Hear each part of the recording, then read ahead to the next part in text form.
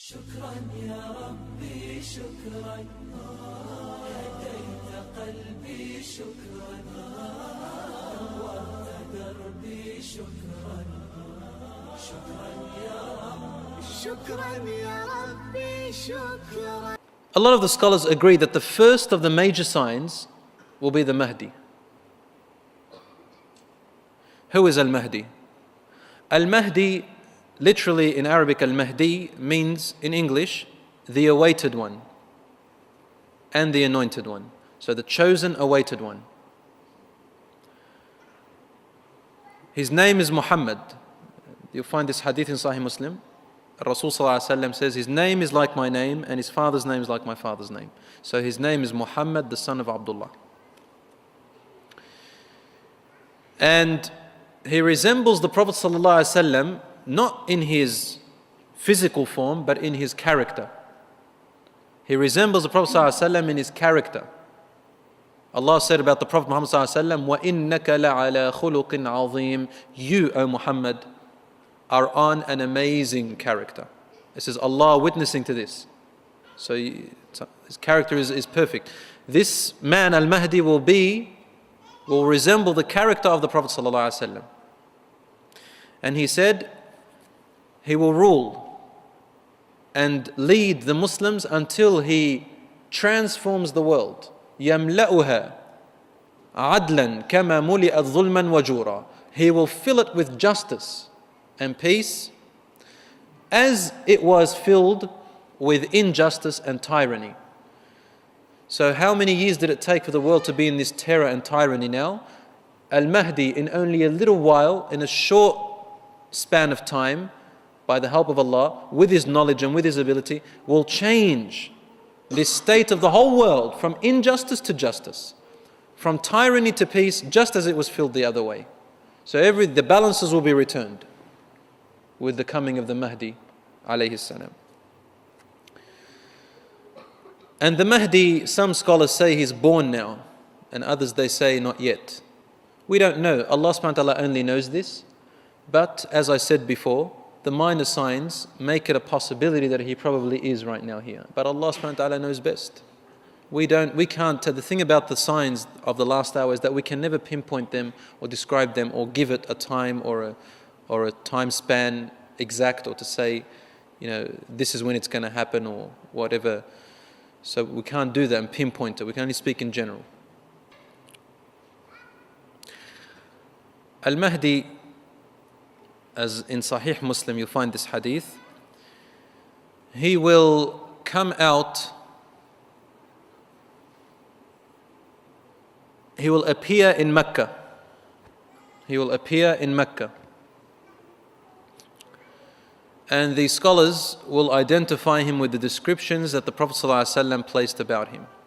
There are certain features about him. Wide forehead, sharp eyes, big sharp eyes, a thin nose which is slightly hooked on the top. Al-Mahdi, they know his other signs. Some of his other signs are the following, so that no one can think Al-Mahdi is someone else. He has particular signs. They are all authentic narrations from the Prophet ﷺ. You'll find them in Sahih Bukhari, in Sahih Muslim, and other Sihah, the authenticated hadiths. There will be a group of Arabs from within the Jazira al-Arabiya, from within the Arabian Peninsula, somewhere near Mecca. They will hear about the Mahdi and they will not agree with him. They'll say he is not the real one.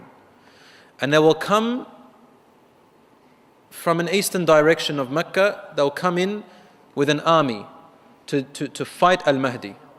So the first people Al-Mahdi will fight are Arabs who are under the banner of Islam, but they've erred, gone wrong. As they are approaching, a group of them, Allah subhanahu wa ta'ala makes the earth swallow them. They all die. And a group of them fight him, and Al-Mahdi destroys them all. Prophet ﷺ said he will fight offsprings of 2 Khalifas. And we've had many Khalifas in the past. We've had the Ottoman Empire, we've had the Abbasi, the Fatimi, we've had the Umayyad Khilafah, we have many different. And when he says the offsprings, meaning of them, Allahu A'lam which ones exactly. But the first ones are Arabs. And Allahu A'lam, they could be of the Abbasi or the Umayyi ones. And he said he will wipe them off. So the first of the Arabs. And the companions asked, O Messenger of Allah, what if among those Muslims who fight him are proper Muslims, but they've just erred and they die within that battle like that? What's going to happen to them? Rasul ﷺ said, every one of them will be gathered on the Day of Judgment on the intentions they died for. On the intentions they died for. Even if they were the wrong army. Next after that, so that's one of the first major signs of Al-Mahdi. The other signs of Al-Mahdi, Rasul ﷺ said, he will turn and fight an army that will also prepare an army against him in Al-Furs, Bilad Al-Furs, in Persia. Persia those days, today is known as Iran. Whether it will still be Iran that time or not, only Allah subhanahu wa ta'ala knows. But Rasul ﷺ told us in the Sahih Muslim that they will be an army from Al-Furs, will also prepare themselves to fight Al-Mahdi. He said he also wipes them off. Meaning he destroys them. They have no more power, he disarms them, they no longer have any authority or ability. That's the second army, that's the second sign. Now here's the biggest sign. Then he said, he will fight the Romans, Ar-Rum. In those days, Ar-Rum had a different name to what we have today. It's a bit difficult to pinpoint them, but our scholars tell us, point towards the Europeans in general. And Ar-Rum, who are the Byzantines then, are today their offsprings are mostly the Europeans and their branches. How would this fight be? Well, the Europeans or the Romans, they will prepare themselves against this army. Because Al-Mahdi will come out with such force and authority and power to fill the world with the Sharia of Allah subhanahu wa ta'ala. And we can already see now how the fight against the Sharia is happening. So imagine someone coming to represent it with power and authority. What are they going to do to him? They're going to fight him. Before that happens, however, in some time, and I'm not sure which time that's going to be, scholars have differed about it. Rasul ﷺ told us, "Tusalihun ar-Rum." You will unite alongside partnership with the Romans. Again, the Europeans. You're going to be partnership with them. وَتُقَاتِلُونَ عَدُوًّا مِّن وَرَائِهِمْ. You're going to fight an army مِّن وَرَائِهِمْ, an army of theirs, of the Romans. So the Muslims will unite with the Europeans to help them fight against an enemy that's theirs, that's the Europeans' enemy, the Romans' enemy. Rasul ﷺ only told us, عَدُوًّا مِّن وَرَائِهِمْ, an enemy that is theirs, but will help them against them. Has that happened yet? Was it in World War I? Allahu A'lam. Is it yet to happen? Allah subhanahu wa ta'ala knows. Is it happening now? Some scholars said it's happening now. Some scholars say it's happening now. Helping them. Allahu A'lam, in what way? But the point is, tusalihun ar-Rum. There will be this treaty, and you'll help them against an enemy that's theirs. After that happens, and you will be victorious, he said in some instance, and he even named the place on this hill, that a Christian will hold the cross and he will say the cross is victorious. And a Muslim will be angry about that because we would have been partnerships with them. Why are you now separating and dividing? He'll break the cross. They have a fight, the Muslim kills the Christian, the group of Christians gather against the Muslim, kill him, and a war erupts, slowly erupts.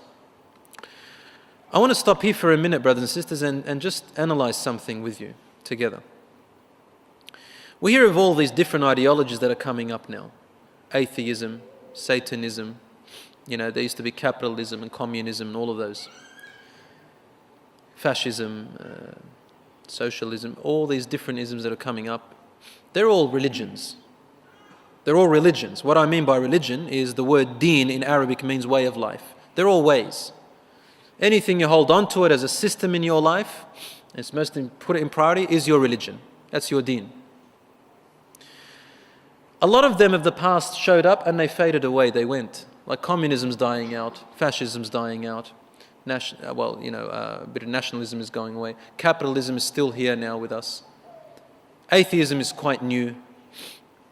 And there's many others that are coming up. And these are all, to me, wallahi, are just temporary. They're all going to die out. There's no power for them that really holds them. You will see that really the power that is really happening, the ones who really have authority, are actually the two major religions, which are Christianity and Judaism. Because if you look at any of them, any of these movements, behind them, the authority, the power, represent these religions.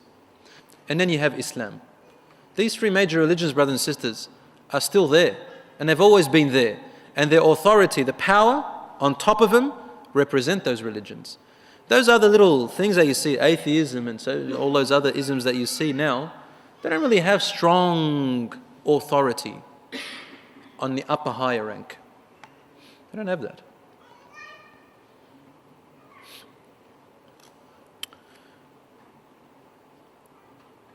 So, alhamdulillah, for the Prophet ﷺ warning us and telling us about these times to come.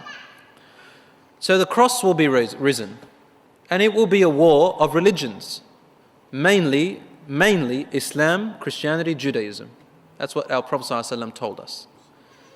With a little note over here so no one misunderstands me, it doesn't mean that the Prophet ﷺ is telling us, go and fight the Christians and Jews now, your neighbor. No.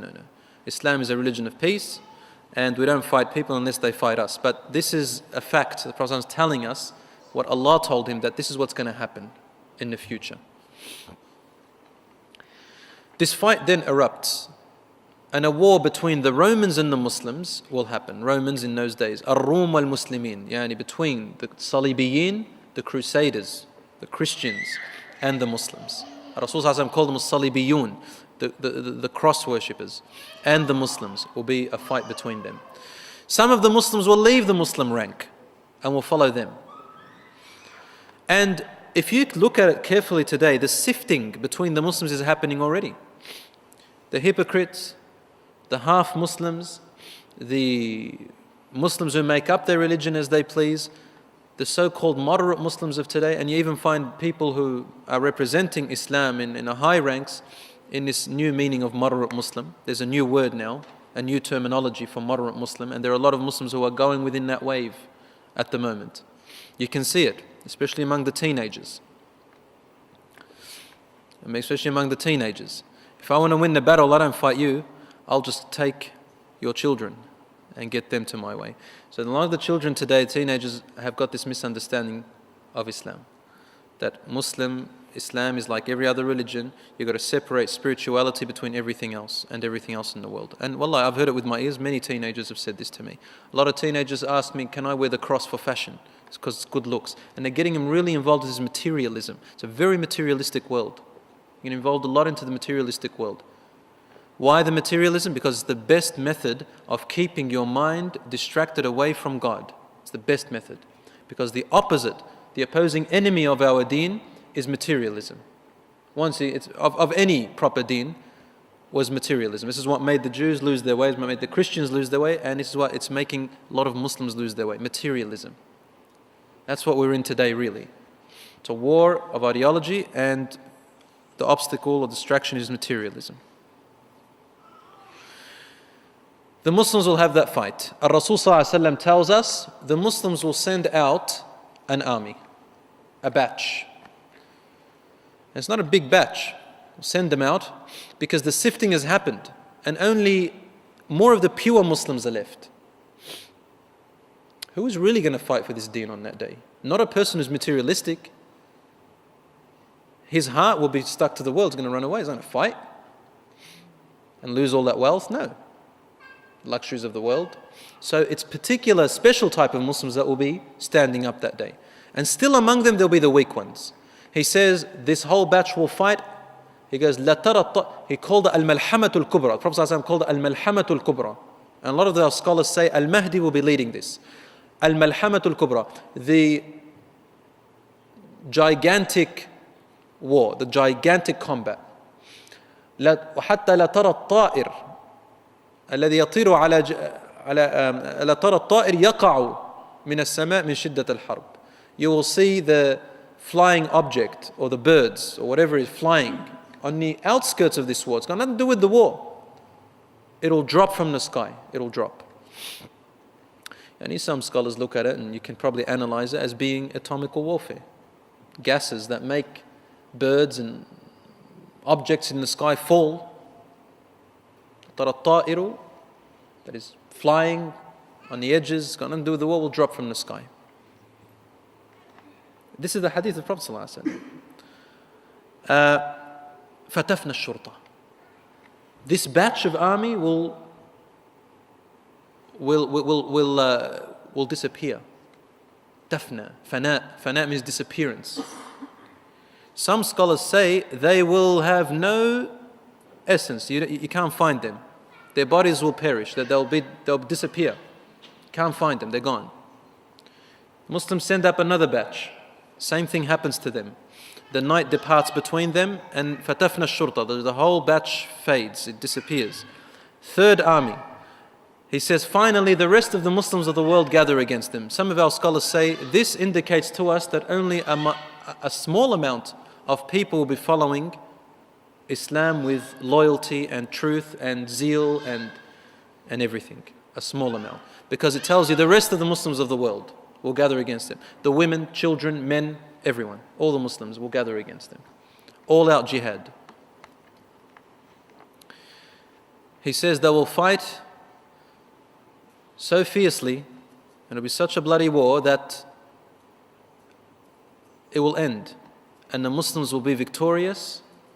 But he gives an example. If a family had 100 members in it, for example, there will only be one of them alive. The rest are all dead. He says, فَبِأَيِّ غَنِيمَةٍ يُفْرَحْ. What ghanima is like when you're in war, you take the belongings of the people you've conquered. So it's called a ghanima, the booty of the war. He goes, on that day, Muslims will not rejoice over any booty. Because what mirath is there going to be? He said, what inheritance can be given out? The families are all dead. The majority of people are dead. That's how fierce it is. He was saying, like, if a family had 100, one of them will remain living. So why will he be happy? And what kind of inheritance is going to look forward to giving? So the whole world has gone out of our hearts. That's what it means. There's no more clinging to the dunya at all. The only thing you look for is the hereafter. You want to meet your family in the hereafter. That's all it really is. And it's unfortunate that Allah subhanahu wa ta'ala has to take out forcefully this world from our hearts. The love of this world, the materialism, as it has crept into our hearts today, a lot of the people. Materialism in the sense that it is the priority. And deen is secondary, third, fourth, maybe last. That's what's happened. So Allah has to force it out in this tragedy in order for us to return back to our unity and to our strength. This is the only way we get our strength. Through sincerity for Allah. And this batch of Muslims, this whatever's left, are the sincere ones. They're the sifted ones. In that war between the Romans and the Muslims, Rasul ﷺ tells us, this is another sign of the Mahdi's presence, an army from the Romans will take a different pathway from the main army that's fighting. And they'll go around from the Sham, from the Syrian side. And a group of Muslims from Medina, Arabs, will go to meet them, to combat them, not to let them through. What they're trying to do is to come from behind and trap the Muslims. And this Muslim army comes out from Medina. The Prophet ﷺ said they are the best believers on that day, the most pious people on that day. They will fight. And those batch of Romans will say to them, we are not here to fight you. We're not coming here to fight you people who are born in a Muslim lifestyle. We have come to fight الَّذِينَ سَبُوا مِنَّا. We've come to fight those who left our ranks. Those who left our ranks. What does this mean? Our scholars tell us this means that those who converted to Islam and left the Europeans and those people from Christianity or whatever religion it may be, and gone into Islam and joined the Muslim army. These people are going to come, he said, we are coming to get them who left us and betrayed us and left us, they say. And the Muslim Arabs who come out from Medina will say to them, Wallahi, we will not let through between you but we will not let you through to fight our brothers and sisters. Because in Islam, once you embrace Islam, you become brothers and sisters. So we will not let you through to hurt our brothers and sisters. We will rather die in protection of them. So they fight. A third of that army runs away. Rasul says, Allah will never forgive them. A third will die. He said they are the best shuhada on that day, martyrs, and a third will gain victory. So that's another sign of the presence of the Mahdi.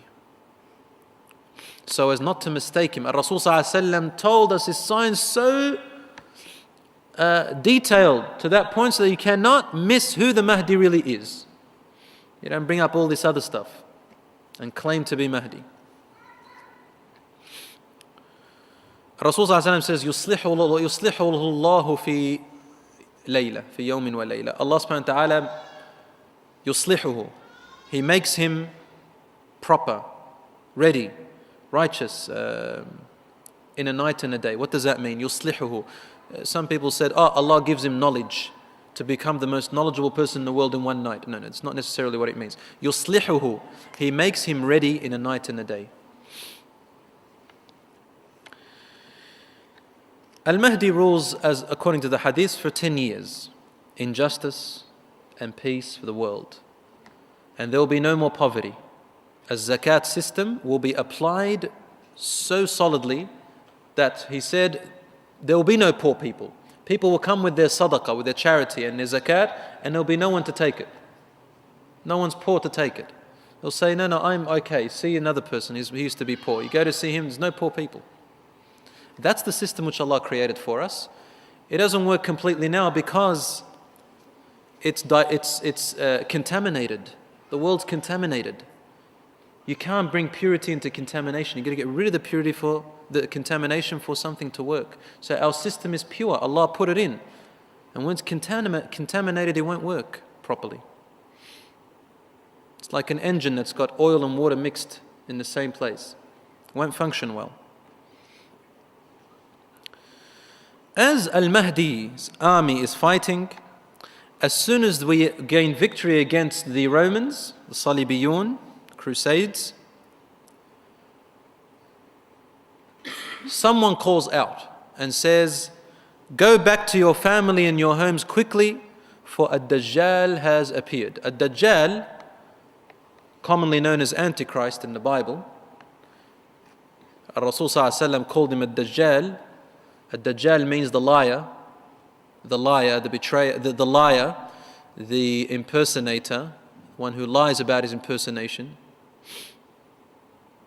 Lies about who he represents. So he comes and says that he is Prophet Isa alayhi salam when he first comes out. Ad-Dajjal is a man. He's a man, he's a human being. And Rasul described him to us to detail. I'm not going to go too much into it, but he described him to us in detail. And among the descriptions he gave us of him, he said, he is a'war. He sees with one eye. Doesn't mean he has one eye in the center like a cyclops. He is one-eyed, meaning he sees with one eye. He describes the other eye he can't see with. He says the other eye looks like a grape that has its liquid sucked out of it. Moisture. So it's a mamsuha. It's flat. And it looks crunched up like that. He can't see from it. It's that much detail. And he called him Al-Masih Ad-Dajjal. Al-Masih Ad-Dajjal. Isa alayhi salam is called Al-Masih. Al-Masih. His one is called Al-Masih. Al-Masih means the one with the eye it's wiped. Musikhat. Ad-Dajjal, the liar. And he said, every prophet has warned his nation against the Dajjal and the coming of the Dajjal and the prerequisites of the Dajjal. We see the prerequisites of the coming of the Dajjal today in our time. It's too much to talk about it, but there's so many lectures and series about this. The effects of the coming of the Dajjal are present now. Preparation of the Dajjal and everything he represents. He represents falsehood. He represents shirk. So the first thing he does when he comes out, and Rasul describes his hair, he says, aj'ad, it's coarse hair, very rough, coarse hair, black. On his forehead will be the shape, within his forehead, only a believer can tell, will be the shape of 3 letters, carved in a certain way in his forehead. The letters are kafara, kafar or kufr, which is disbelief. And he is a humongous man, very big man. Big, reasonably, proportionally big as a human, yani. Not big as in he's a giant like a dinosaur. He's a big man, meaning he's very full with meat. Big, strong man. It's not very easy to beat him. And this man, Ad-Dajjal, he has signs of his coming. Some of these signs are in a long hadith, in Sahih Muslim. It's a long hadith, we don't have time to mention it, to go through it, but we'll just mention some of the signs. He said that, for example, what is known as Israel today, in those days in Jerusalem, it will be filled with dates, palm trees. In those days it wasn't at the time of the Prophet ﷺ. Now it's filled with palm trees, full of it. The Israelis export so much of these beautiful date that we buy, and you can see them. A lot of them, palm trees. Another sign is that he said, a man from the Arabs will come out as a prophet and his people will expel him from the land. They'll fight him. And he is Muhammad sallallahu alayhi wa sallam. There are a few other signs. And these are the signs of the closeness of the coming of the Dajjal. There are a group of companions who saw a Dajjal in the time of the Prophet ﷺ. He was chained up on an island.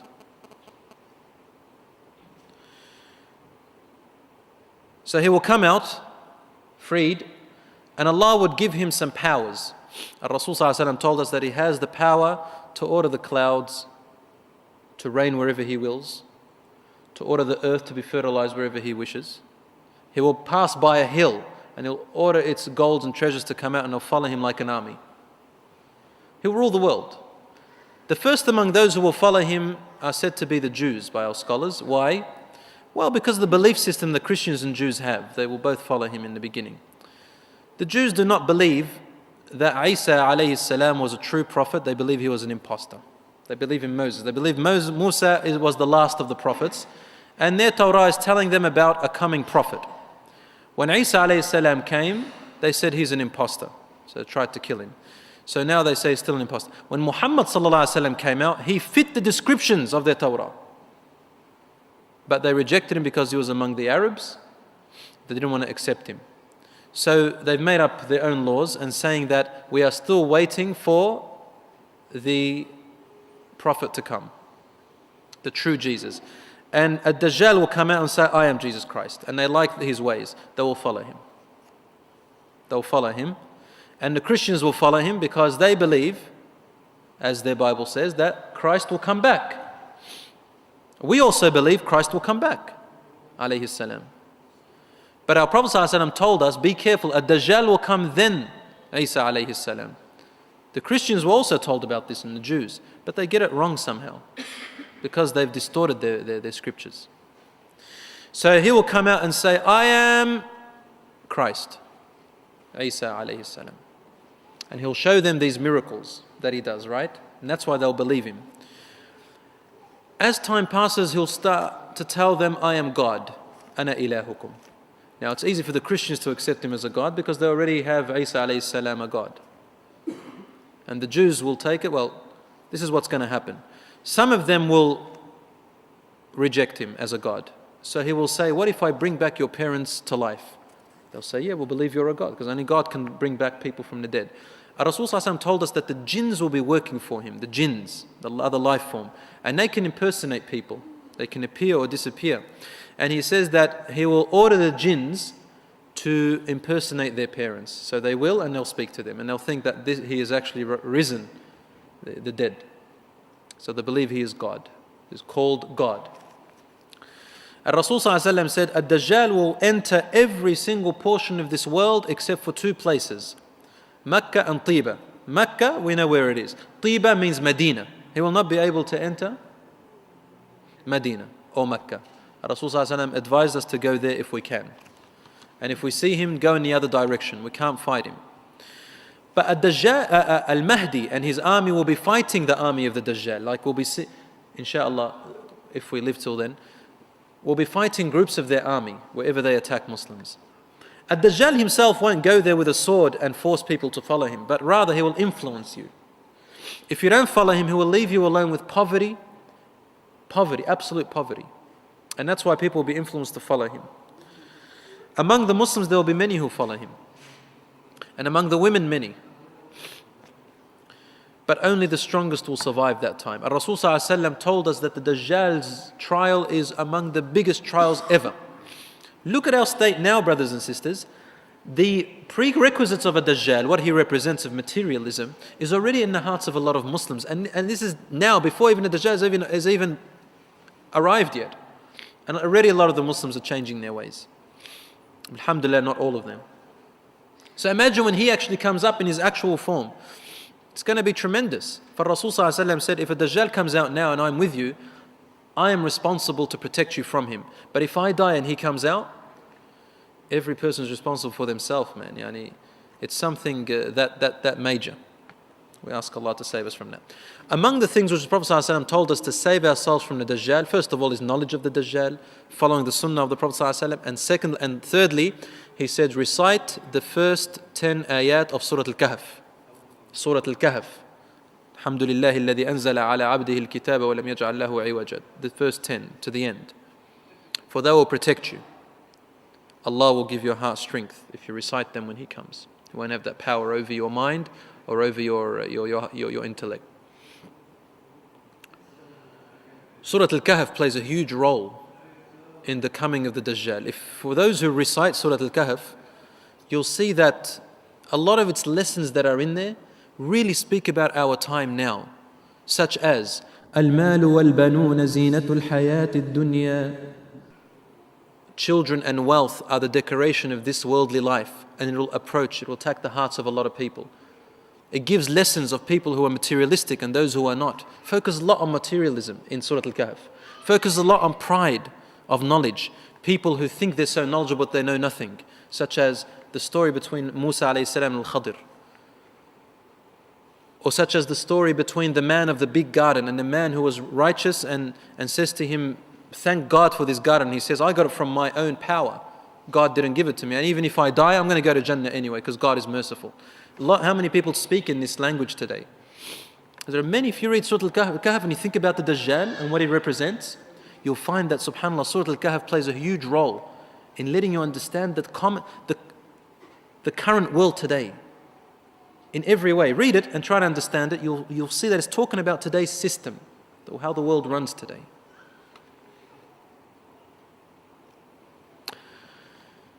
The Dajjal will come and rule for about 40 days.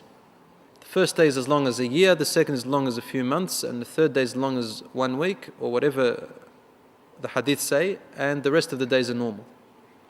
So the sun will be playing its role. Something will happen with the solar system and the galaxies. Finally, Isa alayhi salam will appear. The true Isa alayhi salam, Al-Masih, Isa alayhi salam, will truly appear. And he will appear in Damascus. Rasul ﷺ pinpoints the place that he will appear. He said, عند مسجد المنارة البيضاء, the one that has the white minarets. They know it in Damascus today. Al-Mahdi will be praying with his army there, with a group of his army over there in this masjid, a special type of group of army, because there'll be different armies all around the world. Different recruits, different brigades. As he is praying, about to pray Salat al-Dhuhr, as he is about to pray Al-Mahdi, Isa alayhi salam is brought down with 2 angels on each side, one angel, one on each side, 2 angels, and he'll be wearing 2 pieces of garments, white, long shirt and pants. And he will have his hair long and his beard, and they will look as if they're soaking with water. So he has a red complexion on his face, high red complexion, and he has a white face. That's Rasul describes him. His hair is neither too curly nor too straight, but he has long black hair that looks oily. And he'll enter this masjid, and he'll wipe on the faces of the believers there and say to their places in Jannah. Al-Mahdi is about to pray Imam, Then he moves back for Isa alayhi salam to pray. But Isa alayhi salam says to him, every nation has its own leader, and you are the leader of this one. So Isa alayhi salam prays behind Al-Mahdi. After that, they head off to Jerusalem to meet the army of the Dajjal with the Dajjal there. As soon as Isa alayhi salam sees him in a temple outside of the temple of Solomon, where Masjid al-Aqsa is, he sees him and a Dajjal runs away. As he is running, he begins to melt. That's in the hadith, he begins to melt. But Isa alayhi salam races after him before he melts completely, and he kills him with the sword. Why? He says to the people, can a God die? Here he is, I've killed him. Because if he melted and vanished, they'll think, oh, God went away. So he kills him to tell them that this is not God. Whoever's there tries to, Allahu Alam, if Allah would accept any repentance at that time. We don't know now if the major signs are appearing one by one or if they're yet to appear. Because when the sun rises from the west, from where it sets, no more repentance is accepted. Some scholars say it would have risen already in the time of the Dajjal, or when the Mahdi comes, or in that time. Some say afterwards, but Allahu Alam. These are the other signs to come, and I'll just mention them very quickly. The rising of the sun from where it sets. The beast that will come out of the earth, and it will talk to the people that they have been astray. The 3 earth swallowings, one in the west, one in the east, and one in the land of the Arabs. So lands will be under the ground, vanish. They'll vanish. The smoke that will appear above, the whole world can see it. يَخْشَى النَّاسَ هَذَا عَذَابٌ أَلِيمٌ فَارْتَقِبْ يَوْمَ تَأْتِي السَّمَاءُ بِدُخَانٍ مُبِينٍ. Wait until the day when the sky will come with a clear smoke. People will think it's a terrible torture.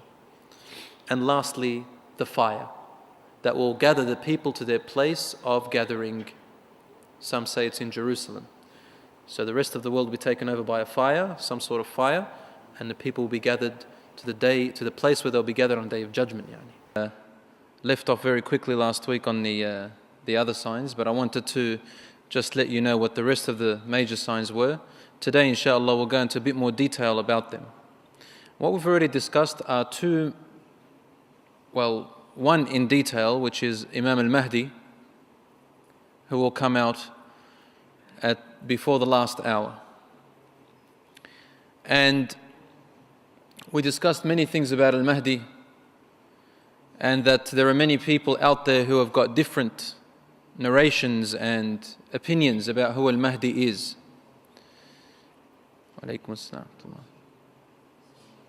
But Ar-Rasul ﷺ has given us great hints about who this Mahdi is, and evidence as clear as the sun about when he comes out and what are his signs. So anyone who claims that Imam al-Mahdi has come out already has lied. And whoever claims that he's going to come out anywhere other than in Mecca has lied.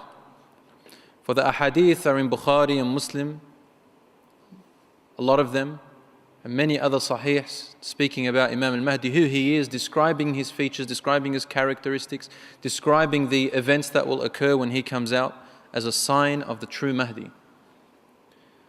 So let's not, inshaAllah, confuse ourselves and refer back to last week's talk to know a little bit about al-Mahdi. And the only thing I didn't mention about al-Mahdi last week was that he is also from the lineage of the Prophet Muhammad ﷺ. So he is from his family lineage. You are able to follow his tree, family tree, it's there, all the way to the Prophet ﷺ. So he's from Sulalat al-Nabi ﷺ. This is the hadith of the Prophet ﷺ in Muslim as well, that he is min ahli bayti, he is from my family line. And he will appear in Mecca, and Allah subhanahu wa ta'ala will give him enormous power, great power. I'm talking about power of authority and leadership, great army. He will have extraordinary wealth, gather it all, and he will manage it and change the world from the state of oppression to the state of justice. Just as it was filled with oppression, he will destroy things like capitalism, for example. He will have more control of the money, and he will distribute it in a just way. To the point where the Rasul ﷺ tells us that there will be no one. There will come a time in his time where there will be no one to receive the zakat or charity. Because there are no poor people anymore. And they'll say, give it to so-and-so. I have enough. They're probably poorer than I am. But there's no poor people. Zakat can't be given and sadaqah can't be given to anyone. In wealth-wise, we're talking about. And this is Imam al-Mahdi. He will live with an army that will fight a people from the Arabian Peninsula. A group of them, the earth will swallow them, and a group of them, he will destroy them. And they said, Ya Rasulullah, what if in that group of army which he destroys are people who do not intend to fight the Mahdi, but they've got mixed knowledge, they're confused, and they're thinking that they're on the right path. He said, everyone that dies on that day will be raised according to their intention that they were fighting for. يُبْعَثُ عَلَى مَا مَاتَ عَلَيْهِ عَلَى نِيَّتِهِ, according to his intention. Then he will fight another army who will come to fight him from Bilad al-Furs, which is Persia in those days. Today, now, it's where Iran is. It's Iran in particular. Whether it will remain as Iran or not, Allahu A'lam. At the moment in Iran, the leading population are the Rafidah. Rafidah, they're known as Shia at the moment. Whether they are the ones or whether it's someone else, Allah only knows. But just to point this out, the Rafidah, the Shia, have a different idea about who al-Mahdi is. Totally different to the Mahdi of ours. I'm not going to go into detail about that. You can ask them if you know one. But he is a very different Mahdi to ours. And there happened a particular fight one time in Mecca a few years back, which involved the Rafidah, and someone was thought to be the Mahdi, but this man was killed. And the Mahdi cannot be killed like that until he rules the world. And for 10 years he fills it with justice. And his name is Muhammad, the son of Abdullah. Just like the Prophet Muhammad ﷺ, son of Abdullah, his father. And he will have the same characteristics as the Prophet Muhammad ﷺ. Same character, very similar manners and character. We described his features last week. His army will fight the Romans. The Romans in those days, or the Byzantines in those days, today are most likely the majority of the Europeans. They're the descendants of the Romans and the Byzantines. So whoever they are today, and they are mostly the European descendants of the Romans, Byzantines, Al-Mahdi will have his army to fight them. And Rasul ﷺ said, تُصَالِحُونَ الرُّومِ, you will unite together with, or you will have a treaty, a partnership with the Romans. In those days, as I said, Romans, today, most likely the Europeans. You will have a treaty with them together, a partnership deal, where you will fight an enemy that is the Romans' enemy. عَدُوًّا مِّن وَرَائِهِمْ, you will fight an enemy that's for the Romans. You will win. And then a fight will erupt between the Muslims and the Christians. Ar-Rum in those days were known as the cross bearers or the Crusades. And they will return. They will return. And the Muslims will fight. There will be a war between the Kitabiyun, the people of the book, and the Muslims. Wa alaykum as-salam. We spoke about this last week, but just to recap, Yani. Rasul ﷺ told us it will be maqtalatun, it would be al-malhamatu al-kubra, he called it. The great war, the great combat. You will find that the flying object on the sides, outside, on the outskirts of the war, will drop from the sky from the intensity of this battle. They will fall from the sky from the intensity of this battle. Allahu A'lam. Allahu A'lam what this is interpreted as, but what we can guess, just a guess, is nuclear weapons. But Allah knows best. Because what will make the flying objects or flying birds drop from the sky unless you just shoot them down? But the hadith is not saying it will be a fight with the birds, nor will people be shooting birds down. They will drop from the intensity of the war. Wallahu a'lam what else that could mean. He said, the Muslims will send out a shurta. A shurta is like a large group of army, a batch, a brigade. And they will fight until the night departs between them. Is it the first night? Is it the second night? Is it nights after? Allahu A'lam. Some scholars said it's the first night, some said later on. Many other nights later, Allahu A'lam which one it is. But the point is, the night will depart between them for some reason. and everyone will rest at wherever they are. He says, فَتَفْنَ الشُّرْطَ. The whole brigade, the Muslim brigade that was sent out, will perish. Not only perish, the word tafna means they will become extinct, or they will disappear. Tafna, disappear. Like those aeroplanes and ships you heard about that go into the Bermuda Triangle, they disappeared and no one knows where they went. That's what will happen to this brigade.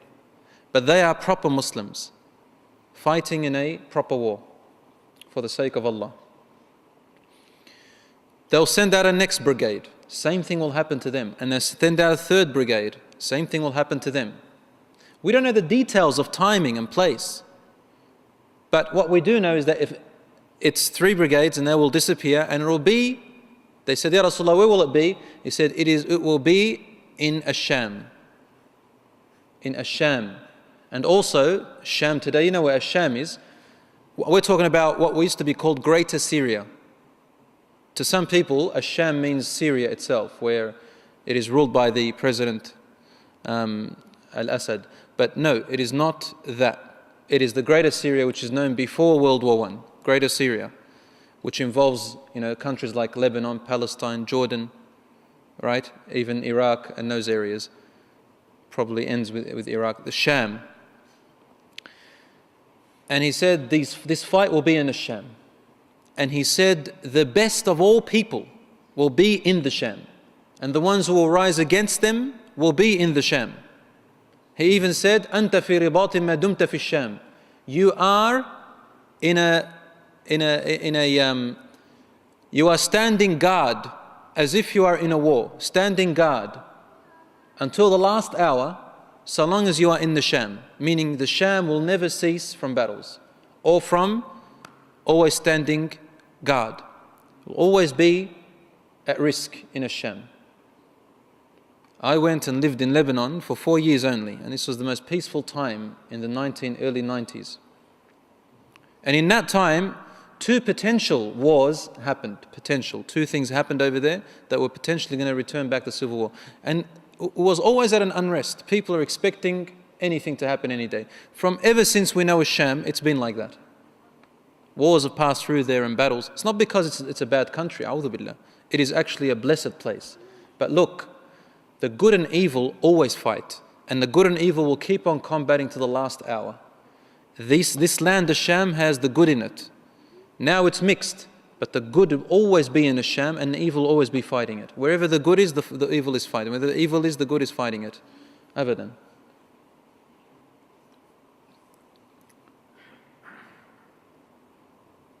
And Rasul ﷺ told us, الصراع بين الحق والباطل. The combat between truth and false will always be there till the last hour. And the false will always be a little bit ahead. Why? Because the truth will beat the false, then another false will come. It's easy to make up false things, but the truth remains the truth. It never changes, never adds, never diminishes. So in a Sham, you're always in battle. And Rasul ﷺ told us in those days, the best of all believers will be in that place. The best of all of them will be in that place.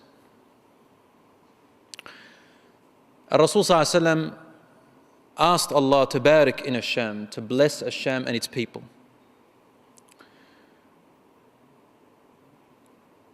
And over there, my dear brothers and sisters in Islam, will be these battles. There will also be a group of people who are also in Asham, and Rasul ﷺ spoke about them in particular.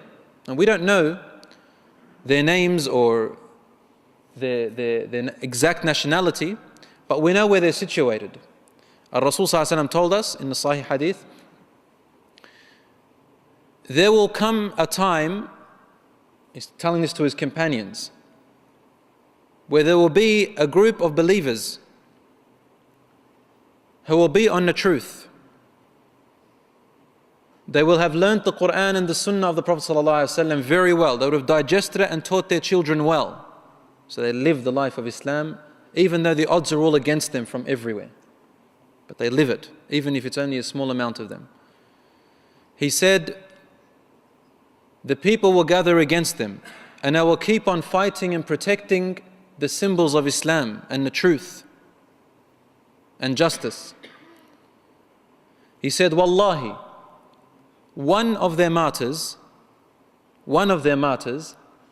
is better than 50 of yours, of the companions. They said, Ya Rasulullah, who are these people, yani, and why? Why is this the case? He said, لِأَنَّكُمْ تَجِدُونَ أَعْوَانَ وَلَا يَجِدُونَ. You, alhamdulillah, you fight, and your war is amazing, and your martyrdom is amazing, and you fight for justice and protect the innocent and all your blood and everything. However, you have helpers. You've got helpers now. You've got supporters, Muslims supporting one another. But them, when their time comes, they will look everywhere and they will find no helpers. Their brothers will desert them, their Muslim brothers will desert them, the countries will desert them, the leaders will not help them, and they are only on their own. They said, Ya Rasulullah, where are they found? He said, in those days they'll be على أكناف بيت المقدس or بأكناف بيت المقدس, on the outskirts or the borders of Jerusalem. They're there. Are they there now? Probably. Will they be there more later on? Allahu Alam, maybe. But to the best of my guess is that they are there now. Now fighting, protecting.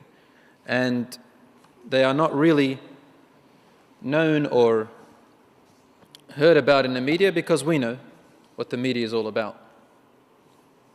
Changing false into truth and truth into false, as they suit, whoever's in power. So this is what's going on in there, Rasul ﷺ told us about.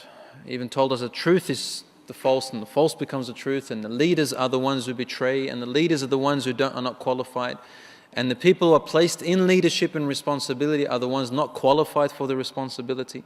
The people who are qualified and the true leaders are put backwards, meaning they're put underneath these betrayers and these unqualified people. As he said, إِذَا وُسِّدَتِ الْأَمَانَةُ إِلَى غَيْرِ أَهْلِهَا فَارْتَقِبِ السَّاعَةِ. Rasul ﷺ said, when the trust or the responsibility is given to people who are not qualified for it, then wait for the last hour to come. Meaning, wait for it. It's very soon. Very soon. Al-Mahdi's army will fight, and these people will come with them. And they will, in the end, they will be victorious against this Roman army. And Rasul ﷺ said, as Ibn Abbas narrates this hadith, radiallahu anhu, in a long hadith where a man saw smoke in the sky and he ran to Ibn Abbas and said to him, the last hour has come, the last hour has come. He was reclining, then he sat up and he said, no, the last hour could not have come yet. And he said, the last hour will not come until the Muslims fight the Romans bidabiq. Dabiq is a place close to in the Sham, a little bit outside of Medina, in Dabiq. So you can see Rasulullah telling us in that area, outside of Medina, not directly in Saudi, or in Medina because it's in Saudi, but outside of it, somewhere in Dabiq, in the mid part of Asham, of the Middle East that we know of today. He said, you will fight the Romans in Dabiq, and he said, you will fight them tremendously until the flying object will fall from the sky, and all of this will happen to you. Then finally the rest of the Muslims that are left, men, women and children, they'll come up and they'll fight them and they'll be victorious. He said, حين لا يفرح بغنيمة ولا بميراث. Ibn Abbas said, the day when there will be no rejoice or excitement over any inheritance that was left behind or over any booty of war. Because if there was 100 people in a family, 99 of them would have perished and died in this war. So it's a fierce war, terrible war. It's about to come. And a large reason for it being terrible is the disunity of the Muslims, the sectarianism that we are now in, the groupism that we are now in, the disunity of the Muslims, following particular men, not following Rasulullah ﷺ, but following particular men, in a time where the truth is evaluated by the man they follow, meaning whatever the man is, that's the truth. It should be the opposite. It should be that the truth is there and you judge the man by the truth. You don't judge the truth by the man. And today it's like that. You judge the truth by the man. If you like the man, you say that's the truth and you don't listen to anyone else. The truth is there. Rasulullah showed us to it as clear as the sun. So this biased approach that we have and prejudice has spread throughout the world. And this is why we have reached what we have reached. Rasulullah said, 80 nations will gather against you. 80 raya, 80 flags, 80 nations will gather against the Muslims in Ash-Sham. We will win. The final victory is for the Muslims. However, we'll be in that state. And these Muslims will go also to a place that the Prophet ﷺ called it Constantinople. Constantinople. The Turkish people would know where that place is. And they asked him, Ya Rasulullah, where is this place? He said, have you heard of that land which is part in land and part of it's in water? They said, yes, Ya Rasulullah. Istanbul, Constantinople, those areas. He said, the Muslims will regain it. And it was twice the Muslims will take it. They took it over once, it will be taken from them, or it will be transformed and divided, and then it will be taken once again under the Sharia of Islam. He said, that time when the Romans are defeated, the Muslims will be in power. And they will go to Constantinople. And they will take it over with 3 takbeers. They'll come to the first part, reciting the words Allahu Akbar. As soon as the people of that part hear him, they will give in the land. They'll give it in. They won't even fight. They'll keep going into the land. They'll reach half of it, saying the words Allahu Akbar, and the people just give it to them. They'll say, we can't beat these people. Until finally they take the rest of it. It'll get worse before it gets better. And whether it be Muslims who convert into becoming non-Muslims, apostate, or whether they Christians take over, or whoever other non-Muslims take over, this place will get worse before it gets better. And the Prophet ﷺ said, every generation that comes is worse than their state is worse than the generation before.